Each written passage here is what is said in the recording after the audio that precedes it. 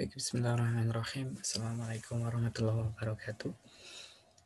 Pertama-tama kami mengucapkan terima kasih banyak pada Ibu Afia Hayati yang telah berkenan mengizinkan kami untuk membagi sedikit ilmu ya. Jadi membagi paper kami yang baru saja dipublish untuk bisa didiskusikan di channel YouTube-nya Bu Afia. Afia, thank you. Terima kasih banyak untuk Bu Afia. Baik, pada kesempatan kali ini saya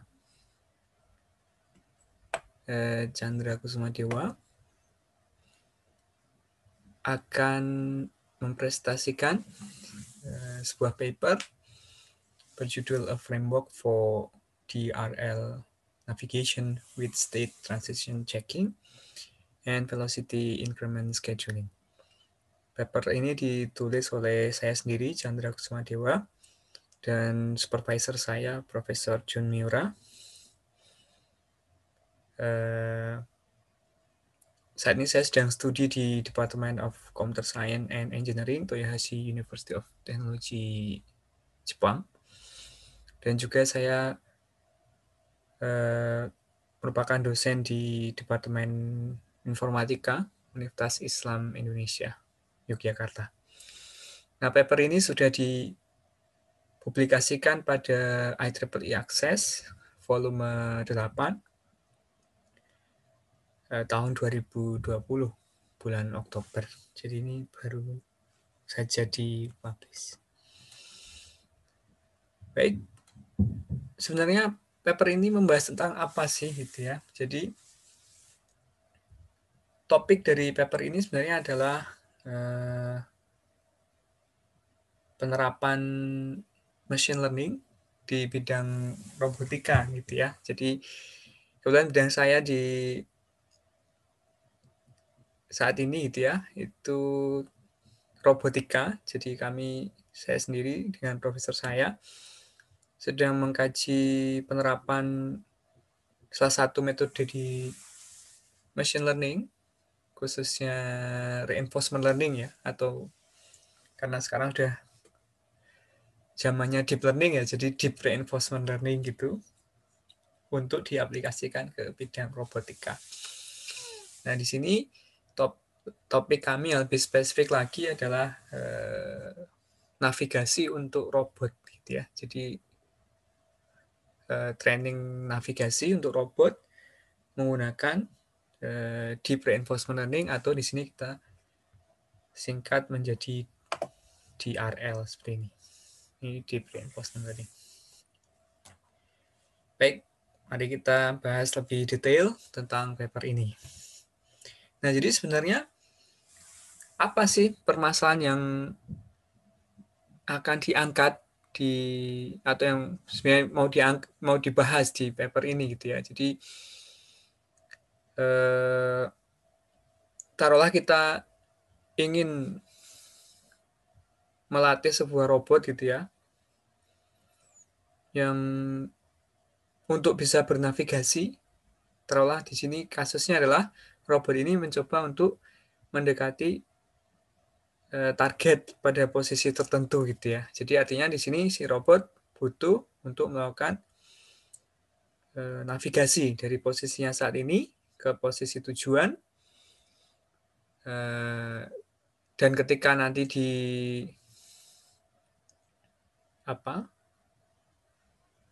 antara posisi saat ini dan tujuan ada rintangan atau obstacles gitu ya. Jadi si robot bisa untuk menghindari rintangan tersebut dan bisa sukses mencapai ke tujuan gitu. Jadi di sini tujuannya adalah robot bernavigasi untuk mendekati target yang merupakan orang. Nah, di sini kami mencoba mengaplikasikan teknik deep reinforcement learning gitu ya. Jadi kita mencoba melatih robot supaya bisa bernavigasi gitu ya. Jadi kita membuatkan sebuah training environment gitu untuk sarana bagi si robotnya itu untuk bisa berlatih, bernavigasi gitu ya. Nah, kemudian dari interaksi antara robot dengan lingkungan tadi, maka si robot akan membentuk sebuah policy gitu ya. Jadi kalau di reinforcement learning itu istilahnya policy. Policy ini sebenarnya apa gitu ya. Jadi policy ini adalah ya kalau kita implementasikan ya jadinya jaringan saraf tiruan gitu ya, atau neural network yang mungkin saat ini sedang booming gitu ya. Jadi policy ini diimplementasikan dalam bentuk neural network atau jaringan saraf tiruan. Nah, inputnya apa policy ini? Jadi inputnya adalah state atau kondisi saat ini. Nah, kalau di bidang robotika berarti kondisi saat ini ya data-data yang didapat dari sensor. Jadi si robot kan punya sensor itu ya. Jadi di robotnya itu tertanam beberapa macam sensor, misalnya sensor laser atau yang lain gitu ya, odometri dan sebagainya. Nah, data itu akan menjadi inputan dari policy network itu tadi yang akan dipetakan menjadi aksi. Nah, jadi di sini deep reinforcement learning itu sebenarnya adalah sebuah metode yang digunakan untuk melatih sebuah jaringan saraf tiruan bernama policy net gitu ya. Nah, policy net ini akan memetakan inputnya yang berupa current state atau state saat ini menjadi aksi. Nah, aksinya di sini adalah aksi robotnya untuk bernavigasi gitu ya. Jadi misalnya kalau di robotika kita bisa membuat robot bergerak dengan mengirimkan sinyal linear velocity dan angular velocity. Jadi bagaimana dia maju dan belok gitu ya. Nah, itu jadi kita punya data sensor, kemudian dipetakan oleh PolicyNet menjadi aksi. Nah, di sini si deep reinforcement learning adalah teknik untuk melatih PolicyNet tersebut ya. Dan untuk kasus kita, dalam kasus navigasi ini bagaimana gitu ya. Jadi di sini topik yang kita angkat adalah bisa nggak kita melatih si robot ini supaya bisa bernavigasi dengan lebih cepat gitu ya. Kemudian kita mau melatih itu menggunakan deep reinforcement learning gitu. Nah, meskipun kita mau si robot ini bernavigasi dengan cepat, tapi kita juga mau supaya si robot ini safe gitu ya. Jadi fast yet safe navigation. Jadi dia cepat tapi aman. Bagaimana caranya gitu ya? Bisa nggak kita membuat si robot ini dilatih menggunakan deep reinforcement learning supaya bernavigasi cepat dan aman. Nah, ini yang kita topik ini yang kita, atau permasalahan ini yang kita angkat dan kita mau coba selesaikan di paper ini gitu ya. Nah, ini adalah metode yang kami usulkan di paper kami gitu ya. Jadi kami mencoba mengextend mekanisme standar di reinforcement learning gitu ya. Jadi kalau kita mau melatih sebuah agent, nah istilahnya di sini kalau reinforcement learning kan agent ya. Agent nanti bisa berupa robot gitu ya. Jadi di sini RL agent, kemudian di situ kita menyiapkan environment gitu ya, atau navigation environment di mana si robot nanti atau agent nanti akan berinteraksi dengan environment untuk berlatih atau belajar gitu ya, untuk membentuk policy tadi gitu ya. Dalam kasus kita karena environment-nya adalah navigation environment, berarti nanti policy yang terbentuk adalah navigation policy. Nah, di sini kita mengextend sebuah navigation environment ini dengan metode yang kita usulkan, yang kita sebut sebagai state transition checking. Nah, ini kita akan lihat lebih detail ya, sebenarnya apa itu state transition checking. Kemudian untuk RL agent-nya kita mengaplikasikan metode yang kita sebut sebagai velocity increment scheduling gitu ya. Nah, ini jadi kalau yang mekanisme reinforcement learning pada umumnya kan cuma ada agent, kemudian ada environment gitu ya. Jadi si agent nanti akan berinteraksi dengan environment, kemudian nanti akan terbentuk policy. Nah, di sini kita mengextend dengan menambahkan metode state transition checking di navigation environment dan velocity environment scheduling di RL agent-nya. Nah, sebenarnya apa itu state transition checking dan kenapa itu dibutuhkan gitu ya. Jadi ini yang kita propose di paper kita. Nah, di sini di metode yang kita usulkan, yakni state transition checking ini, metode ini mencoba untuk memastikan bahwa environment tempat di mana agent atau robot itu belajar itu mengikuti apa yang kita sebut sebagai Markov decision process ya. Jadi kalau kita mau melatih agent menggunakan reinforcement learning, kan kita butuh environment tuh. Nah, environment itu harus mengikuti Markov decision process gitu ya. Nah, Markov decision process itu apa? Jadi environment tadi harus punya state gitu ya. Jadi current state. Nah, dia punya current state. Kemudian ketika ada agent yang berinteraksi dengan environment tadi gitu ya, si agent akan mengeksekusi aksi di dalam environment tadi. Jadi kita punya state, ada action gitu ya. Nah, kemudian ketika aksi tadi sudah dieksekusi di dalam environment, maka current state ini akan berubah menjadi next state gitu ya. Nah, kemudian ketika current state berubah menjadi next state, maka di dalam environment akan dilakukan perhitungan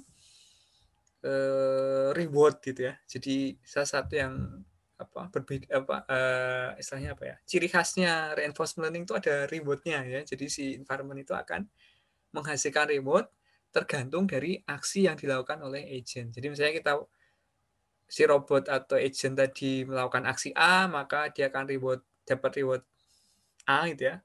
Kemudian state sekarang berubah menjadi state A. Nah, kemudian misalnya si agent tadi melakukan aksi B ke environment tadi, maka state akan berubah menjadi state B dan si agent akan mendapatkan reward B seperti itu. Nah, di sini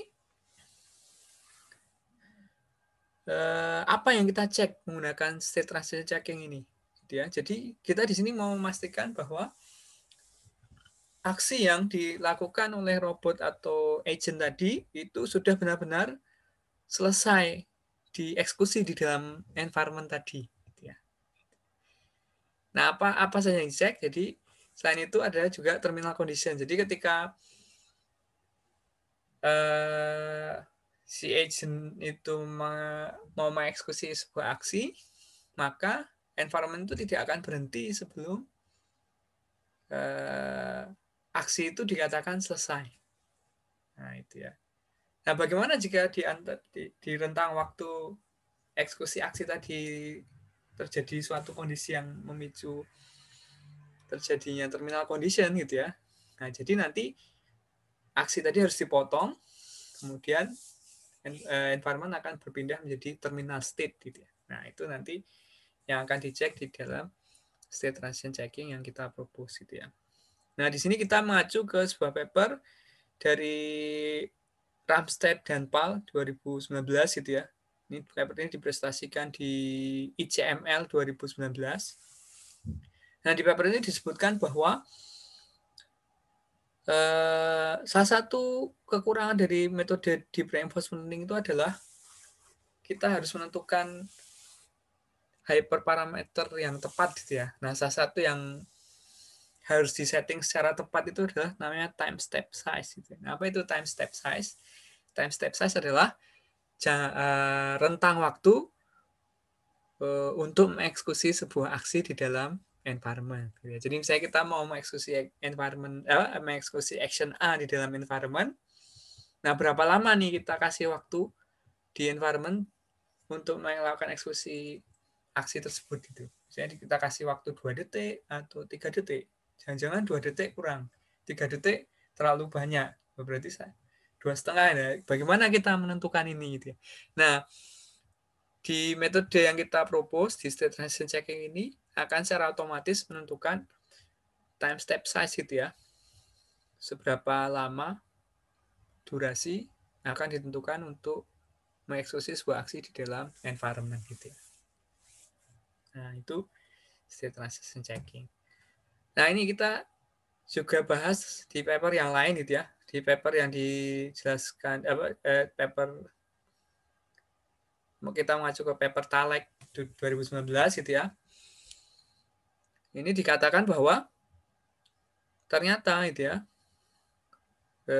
algoritma deep reinforcement itu tidak robust terhadap atau tidak invarian terhadap time step size gitu ya. Nah, ini contohnya misalnya di sini digunakan algoritma pembelajaran deep deterministic policy gradient atau yang disebut sebagai DDPG gitu ya. Kemudian delta T ini adalah time step size. Nah, sebagaimana kita bisa lihat ketika kita set time step size yang berbeda-beda, maka polisi yang dihasilkan juga ini visualisasi dari aksi yang dihasilkan dari polisinya ya. Ini kan berbeda-beda. Nah, artinya apa? Artinya di sini adalah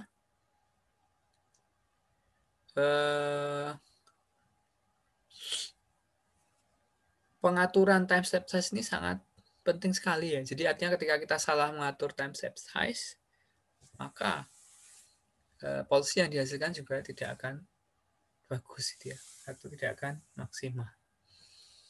Nah, maka dari itu dibutuhkan sebuah metode gitu ya, bagaimana supaya time step size itu akan bisa dihitung secara otomatis ya. Jadi kita nggak perlu menentukan secara manual itu ya. Nah, ini yang kita propose di metode kita. Nah, kenapa itu ya? Kenapa time step size itu menjadi masalah itu ya? Nah, ini dibahas di paper milik TALEK 2019 itu bahwa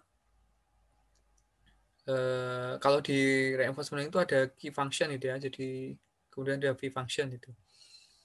Nah, ini beda-beda fungsinya ya. Key function itu inputnya ada state dan action, berubah menjadi outputnya adalah key value gitu ya. Nah, kemudian ada juga yang namanya V function. Nah, V function ini adalah inputnya state saja, kemudian outputnya adalah value function gitu. Nah, di sini taruhlah kita menggunakan algoritma pembelajaran deep Q network seperti itu ya. Nah, ini kita butuh mengestimasi nilai Q-nya itu. Kemudian kalau misalnya kita punya key function yang inputnya state dan action,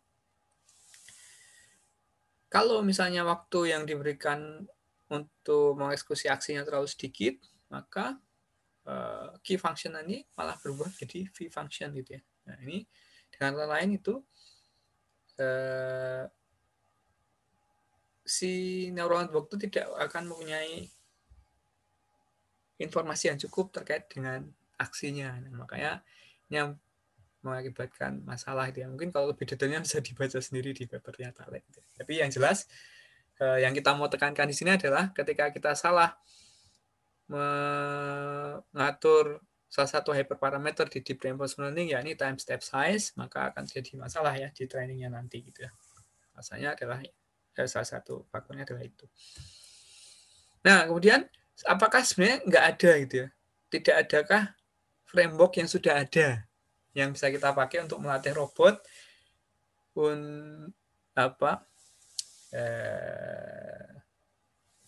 atau ya mengimplementasikan environment untuk melatih robot gitu ya. Nah, sebenarnya sudah ada gitu ya. Salah satu yang bisa kita coba atau kita pakai ini adalah free source code-nya bisa kita akses di GitHub gitu ya. Bahkan dimuat di situs resminya ROS gitu ya. Namanya OpenAI ROS. Jadi misalnya kita mau melatih sebuah robot untuk melakukan aksi tertentu gitu ya, kita bisa menggunakan OpenAI ROS. Nah, ini kita bisa menggunakan simulator yang umum digunakan di robotik gitu ya, untuk melatih robot misalnya menggunakan simulator gazebo gitu ya. Nah, ini kita bisa pakai OpenAI ROS framework ini. Nah, ini juga framework ini tidak terbatas untuk satu task saja. Jadi misalnya ada macam-macam gitu ya, nggak cuma untuk navigasi tapi juga ada yang lain misalnya yang nanti kita bisa lihat detailnya seperti itu. Nah, di sini di framework ini di OpenAI ROS itu time step size itu menariknya dibuat secara otomatis menggunakan sensor odometri gitu ya. Nah, jadi karena aksi yang mau dieksekusi di environment itu adalah linear dan angular velocity misalnya, taruhlah seperti itu ya, dalam kasus kita navigasi itu. Nah, kita bisa menggunakan sensor odometri itu untuk mengecek apakah saat ini kecepatan robot itu sudah sesuai dengan aksi yang kita mau atau belum gitu ya. Nah, di sini si OpenAI ROS Framework ini sudah memperkenalkan teknik itu ya. Jadi time step size-nya dibuat dinamis menggunakan bantuan dari sensor odometri.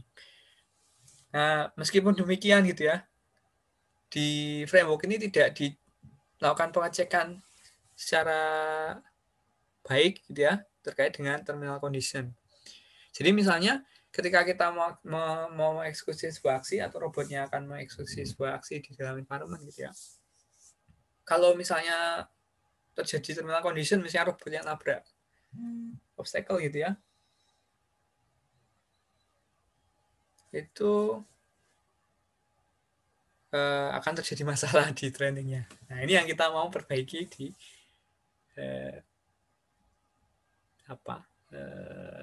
paper kita seperti itu.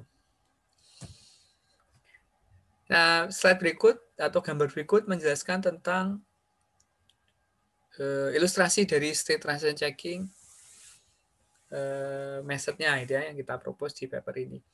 Jadi di sini kita punya agent yang kita representasikan di sini dengan warna biru. Kemudian ada environment, ya, satu kotak besar environment. Di dalam environment ini kita punya state gitu ya. Ada state 0, state 1, state 2, state 3, state 4, dan juga ada terminal state. Nah, di dalam environment ini kita menggunakan tidak hanya sensor odometri, tapi juga menggunakan sensor laser. Seperti itu. Nah, di sini state transition checking itu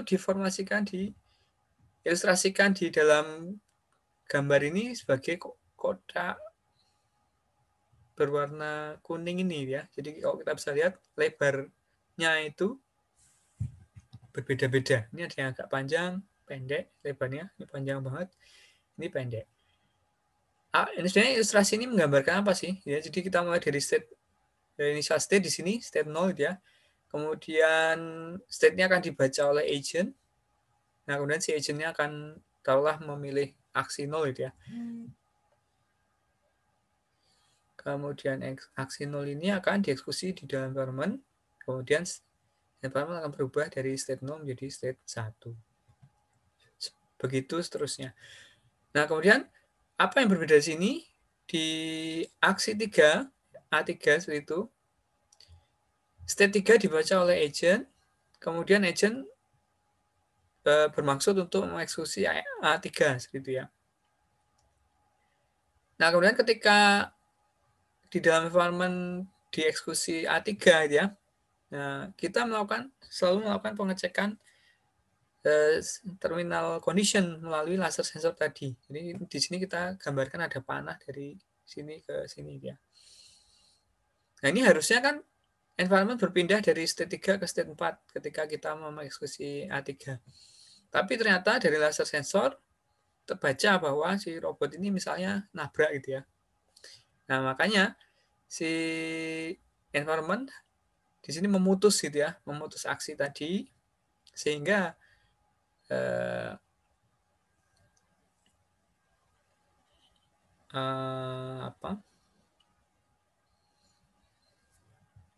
state tidak berpindah dari state 3 ke state 4, tapi berpindah dari state 3 ke terminal state. Nah, ya. Jadi ini kalau kita formulasikan secara matematis, maka state transition checking ini akan bisa ditulis seperti ini ya. Jadi ini maksudnya ST plus 1 itu next state, kemudian ST ini adalah terminal state, kemudian ini adalah fungsi transisinya ya. Jadi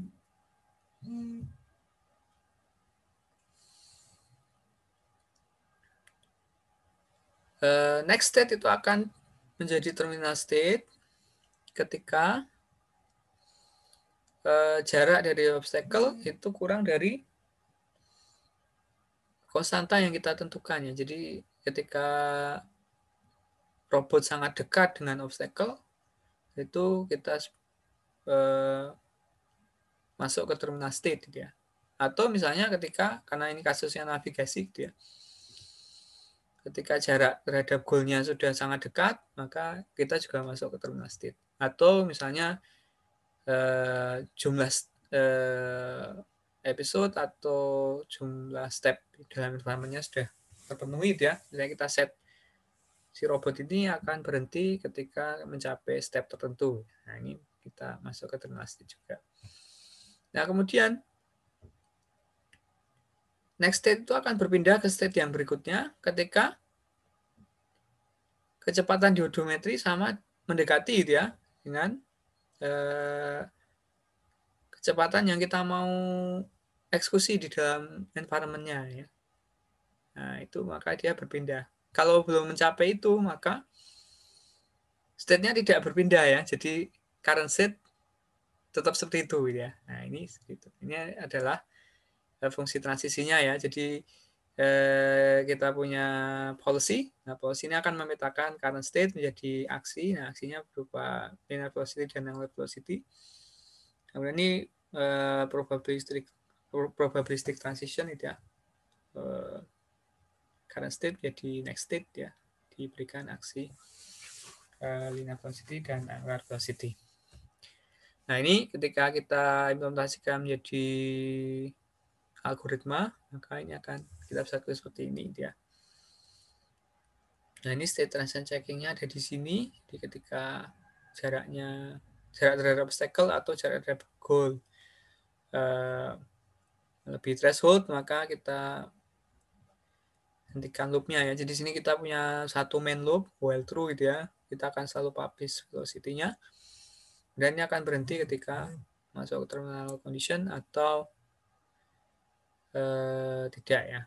Ini kalau tidak. Seperti itu. Nah, kemudian metode kedua yang ada di paper ini selain state transition checking adalah velocity increment scheduling gitu ya. Nah, ini sebenarnya apa? Metode ini diinspirasi dari atau merupakan salah satu implementasi dari curriculum learning atau curriculum learning gitu ya. Nah, di sini di curriculum learning atau curriculum learning itu agent akan dilatih dari yang paling gampang ke yang paling susah ya. Kemudian kesulitannya dinaikkan bertahap dari yang paling gampang menjadi yang paling susah. Nah, harapannya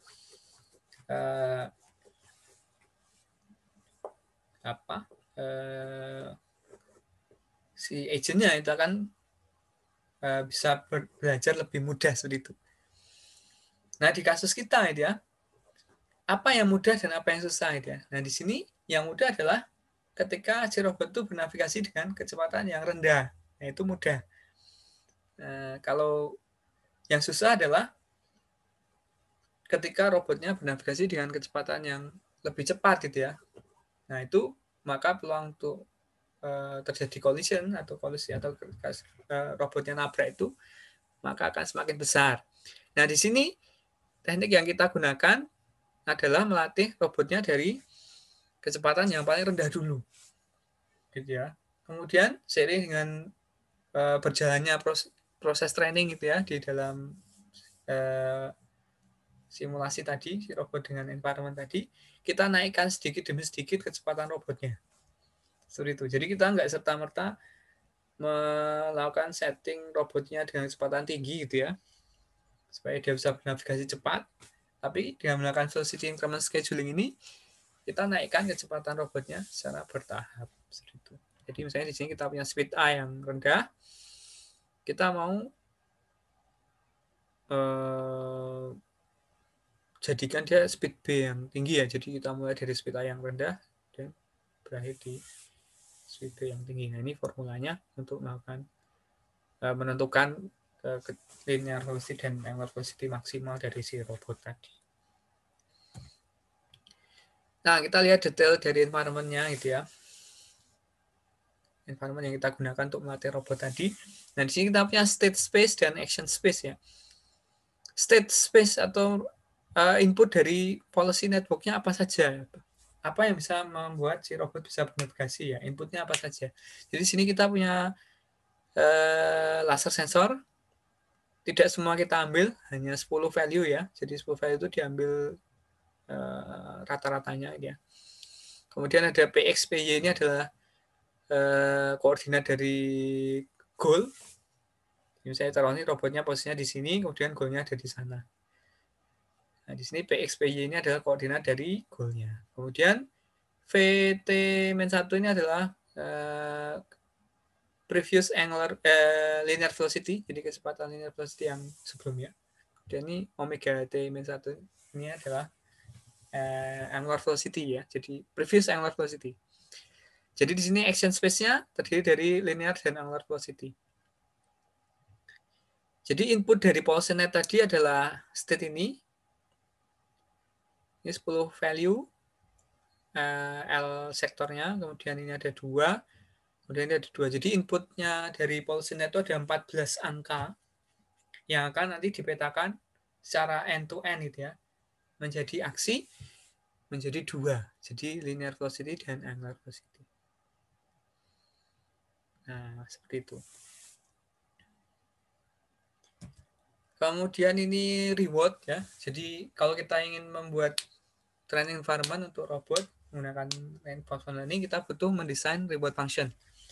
Nah, reward functionnya kita mengikuti paper sampai draw ya 2018, ini dipresentasikan di IROS 2018 yang mendesain reward function berdasarkan dari artificial potential field atau APF yang sudah pernah dipropos oleh Khatib. Ini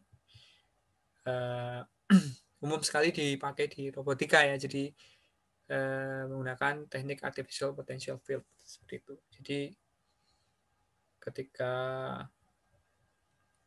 robotnya mencapai tujuan atau goalnya, maka kita kasih reward yang tinggi ya. Ketika robotnya nabrak, kita kasih negatif reward yang tinggi ya. Kalau tidak, kita gunakan artificial potential field untuk menghitung reward tadi. Jadi harapannya dengan menggunakan reward ini, si agent atau robot tadi akan terbantu supaya bisa mencapai tujuan ya. Jadi kalau jauh dari goal, maka rewardnya kecil. Semakin mendekati goal, maka rewardnya semakin besar. Nah, dengan seperti itu, karena algoritma reinforcement learning itu mencoba membuat agent untuk memaksimalkan reward yang dia dapat, maka dengan kita mendesain reward function seperti ini, maka robot akan terbimbing untuk bisa mendekati goal-nya seperti itu. Nah, ini adalah algoritma yang kita pakai untuk melatih robotnya. Jadi kita menggunakan SAC atau soft actor critic gitu ya, yang sudah dipropos oleh Harnoya 2018. Ini paper HTML 2018 gitu ya.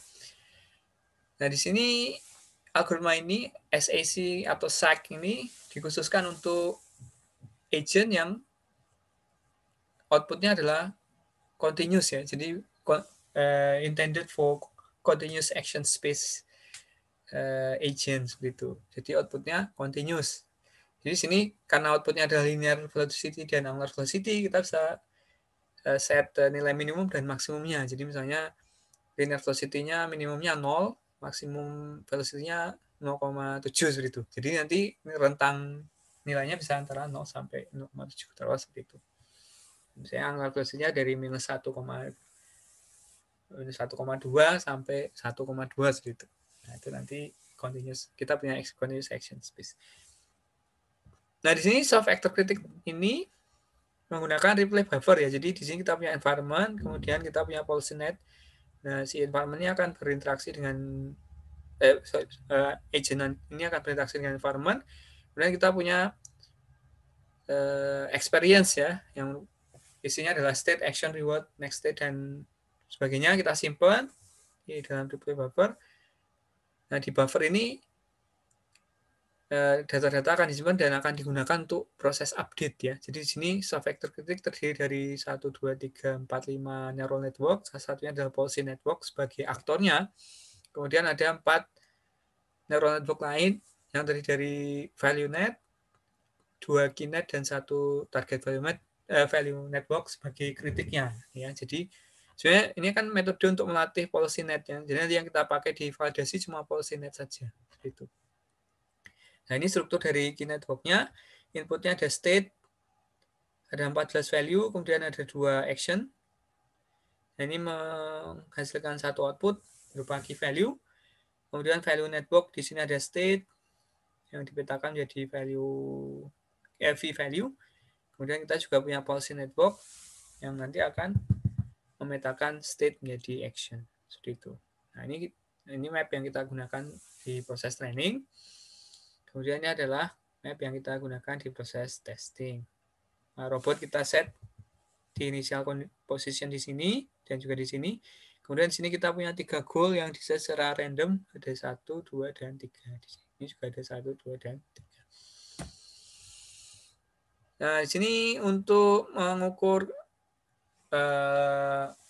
performa dari metode yang kita usulkan ya. Di sini kita menggunakan success rate. Success rate ini tingkat kesuksesan robot mencapai tujuan gitu ya. Kemudian ada average time to goal, jadi rata-rata waktu untuk mencapai tujuannya. Kemudian episode N itu adalah jumlah episode ketika trainingnya dihentikan. Gitu. Jadi misalnya ketika robotnya nabrak ya ini akan dicatat sampai episode berapa gitu ya. Kemudian nanti kita gunakan untuk mengukur performa dari metode yang kita usulkan. Nah ini hasil eksperimennya. Di gambar A ini adalah success rate dari metode yang kita propose ya. Jadi kita mencoba menjadwalkan robotnya di training dari speed A ke speed C. Jadi speed A ini adalah kecepatan yang paling rendah. Kemudian ada speed B yang agak lebih cepat, speed C yang paling cepat ya. Kemudian ada speed D. Speed D ini yang kita scheduling cuma yang linear velocity saja. Seperti itu. Nah, ini kita bisa lihat ketika kita menjadwalkan robotnya di training, di proses training dari kecepatan A ke kecepatan D gitu ya, success rate yang kita dapat sangat tinggi ya. Ini sekitar 90-an lebih gitu ya. Nah, kemudian kalau kita set ke C ya, ternyata lebih rendah. Nah, artinya apa? Jadi di sini kita bisa lihat kalau kita set angular velocity-nya rentangnya tinggi, maka success rate-nya rendah gitu ya. Nah, artinya yang paling bagus adalah ketika kita menjadwalkan robotnya di training dari speed A, speed yang rendah, ke speed B, jadi yang di scheduling cuma yang linear velocity saja. Nah ini kita bandingkan dengan kalau kita tidak menggunakan velocity increment scheduling, jadi cuma state transition checking saja ya. Jadi di sini kita bisa lihat kalau ini mungkin lebih rendah daripada yang sebelah kiri ya. Nah ini semakin tinggi kecepatan yang kita set, maka success rate-nya semakin rendah. Nah ini berarti menunjukkan apa? Semakin cepat robotnya bernavigasi, maka semakin tidak aman. Seperti itu ya. Nah ini kita confirm seperti itu di eksperimen kita bahwa ketika kita set robotnya cepat, maka kolisinya tinggi atau tidak safe. Gitu. Tapi dengan menggunakan metode yang kita propose ya, ini cepat, tapi aman. Nanti kita lihat di slide berikutnya bahwa ini cepat ya, tapi aman. Seperti itu. Yang kita bandingkan dengan framework lain, OpenAI ROS gitu ya. Nah, OpenAI ROS itu meskipun dia bisa men-set time step size-nya menjadi dinamis gitu ya, tapi dia tidak robust terhadap terminal condition. Maka di sini kita bisa lihat yang berhasil hanya ketika kita set kecepatannya rendah. Jadi ketika kita menggunakan OpenAI ROS tapi kita set kecepatan robotnya tinggi, maka dia gagal. Artinya dia ketika terjadi collision ya, training tidak bisa dilanjutkan. Seperti itu. Meskipun ketika kita set rendah, kecepatannya ya suksesnya tinggi ya, tapi dia tidak robust terhadap yang kecepatannya tinggi. Nah, kemudian kita juga coba bandingkan dengan framework yang lain, tidak cuma OpenAI ROS, tapi juga ada framework lain namanya Game Gazebo ya. Jadi ini juga bisa digunakan untuk melakukan proses training robot menggunakan deep reinforcement gitu ya, dengan gazebo simulator juga. Nah ini game gazebo ini menggunakan fixed time step, jadi tidak ada dynamic time step size. Ya, kita bisa lihat dari hasil plotting success rate-nya ya, jadi polanya tidak menentu. Kalau menggunakan framework kita kan ketika kecepatannya tinggi maka success rate-nya rendah. Ini kan konsisten ya, tapi ketika kita menggunakan game gazebo tidak demikian karena di sini digunakan fixed time step. Nah, jadi dari ilustrasi ini kita bisa lihat bahwa metode yang kita propose menghasilkan success rate yang lebih baik dibandingkan dengan yang lain gitu ya. Nah ini average time to goal-nya gitu ya. Jadi kita bisa lihat dari sini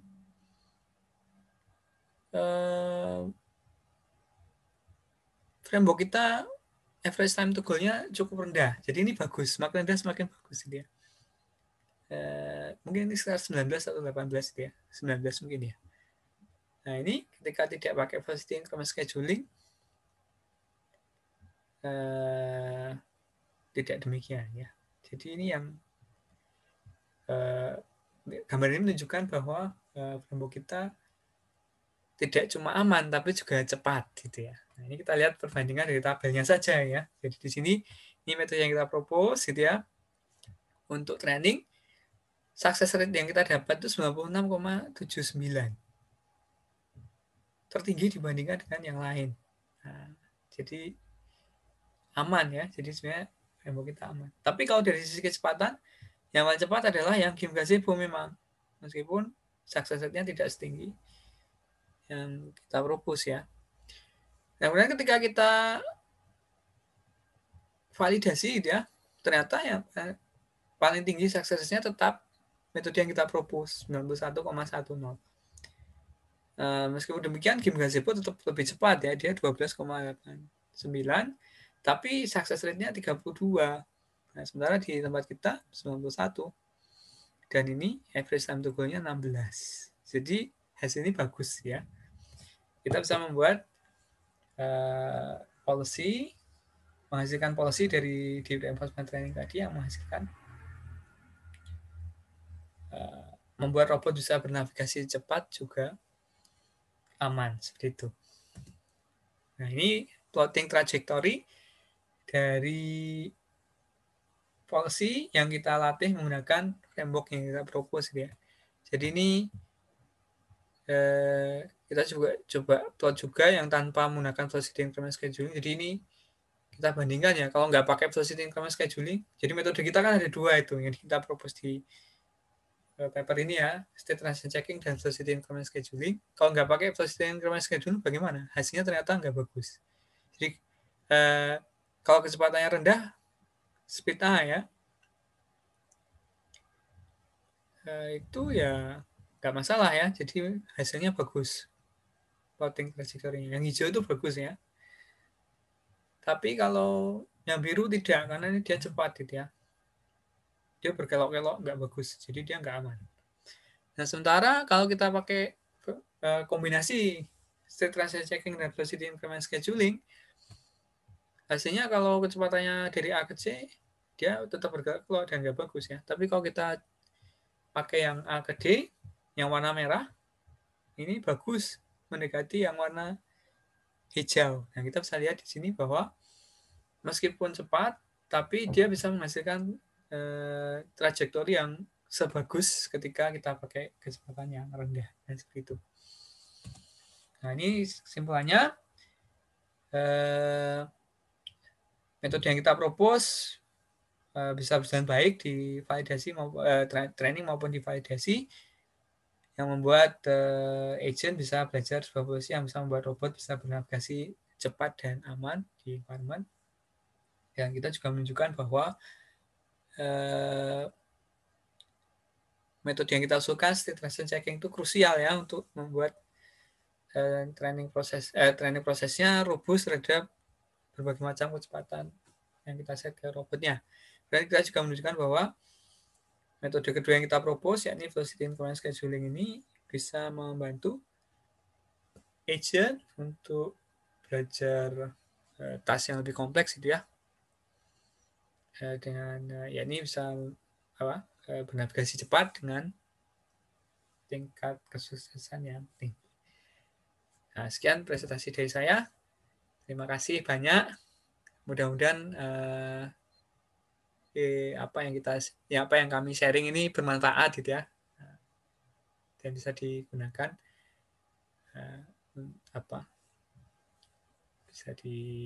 bermanfaat dan bisa dipakai. Terima kasih. Wassalamualaikum warahmatullahi wabarakatuh.